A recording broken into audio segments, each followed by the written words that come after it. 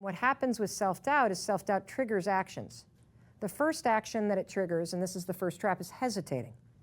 So let's unpack this a little bit, and then we're going to pull somebody up and kind of talk about what are the ways that you see yourself hesitating. What are the stupid things that you're doing, the funny things that you're doing, the embarrassing things that you're doing that are a form of hesitating? So hesitating is typically triggered by uncertainty. So you feel uncertain about how something's going to happen, and so you start waiting.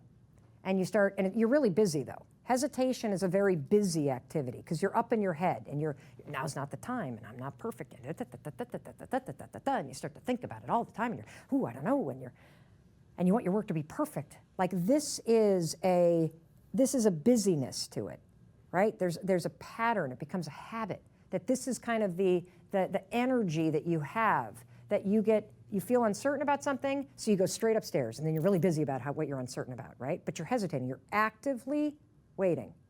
You're actively deciding not to do it. Here's a really good one. The last 2 times I tried, it didn't end well. Also, I got a photography business going. Oh, do we have anybody in here that does that? And I have spent hundreds of hours studying and practicing. But I'm paralyzed when it comes to becoming a legitimate business, deciding if I want to make it a career, and especially taking money from people. Do you see that? Taking money from people, as if she's robbing them. I act on my impulses, but then I freeze and I don't follow through. It's so frustrating because I know I'm the problem. The harder I try, the more complicated I make everything. Because you're not doing anything, right? You're up here. I overwhelm myself. I feel guilty and stupid. I give up. I just wish I could smack myself and get out of my own way. So how many of you are hesitating in some form? Raise your hand. Where's Lynn? Come on up. Let's give Lynn a round of applause here. So why don't you sit here? Hi. Hi. So first things first, what are you feeling right now? So what are the feelings that are coming up that are natural? I feel nervous. Like this is okay.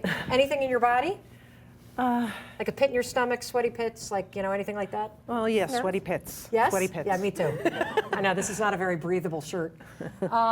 Okay, good. That's totally normal. What I want to know is...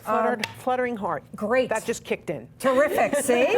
Fluttering heart. This we're going to cover in the next module. It's about how self-doubt goes into worry, which goes into anxiety. Because anxiety is all about when your body state matches the worry and the self-doubt in your head. And so we're going to teach you some super cool tricks to stabilize your body in any situation so that you can focus on performing. So first of all, thank you for being up here. Thank you for having me. Of course. Secondly, there's nothing that you can say that's wrong. And third, everything that you say is going to help everybody else. Okay? So what I want to know is I know why you're hesitating based on the small things that you wrote. I don't remember what I wrote. Okay, I'll read it. Thank you. You ready? Yeah. So Lynn writes, did you fly here from New York? Yeah. For real? Yeah. Wow. Fantastic. Okay, awesome. And we've got somebody from Baltimore and Oregon. And who else flew here? Where'd you fly from? San Diego. Yeah. Los Angeles.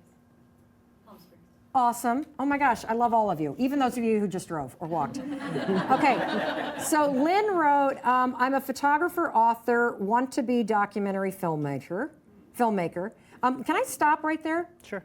What does want to be mean? I haven't done it yet officially, like for real. What does for real mean? It means I haven't really made a film that's out there. I've put together some films for like nonprofit organizations. Were they documentaries? Yeah, documenting what they did. So, you know what's interesting about this, and I think this is a creative thing, is that there's a piece to which you've defined what it means to be that thing. When actually, did you hear her describe being a documentary filmmaker? So you are a documentary filmmaker who hasn't reached the next goal. Do you see the difference? That's what makes me feel like an imposter. And what did you learn in the stuff that we've talked about being an imposter? That I gotta just do it. Yeah. And that once I do and start getting comfortable in that, I will build the confidence to call myself that. Yes.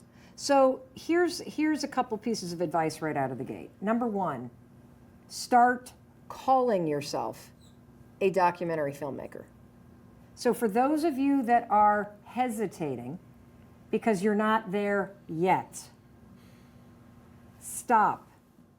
That form of hesitation is keeping you from reaching the next level, okay? And you have to be, the imposter thing is perfect because it means that you're in a state of growth. That's all that it means. And if you want to hyper speed that growth, the fastest way to do it is to put out into the world the thing that you want to be. You're not lying, by